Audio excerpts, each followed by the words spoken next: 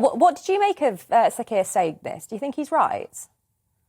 Well, excuse me, I think that second point that Arlene made there is the key point. I think if you're the spouse of the Prime Minister, but you actively seek to intervene in the political world in some way, whether it's to promote your own causes or in some other way, or if you're a public figure in your own right in any sense, then I think probably it isn't unreasonable to say that you should be named in the public interest. Now, I know the police don't usually name people who are the recipients of fixed penalty notices, but I mean, Cherie Blair, I was thinking about this morning, it was some years ago, Cherie Blair, when Tony Blair was the Prime Minister, failed to pay her fare on the Underground, I think it was.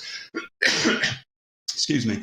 And when she went the next day to make the same journey to her office or to her chambers, the paparazzi were there waiting for her to go through the ticket barrier with the right ticket this time. So I think in Cherie Blair's case, look, she was a public figure in her own right. She was a very high-profile barrister. She was quite politically active as well.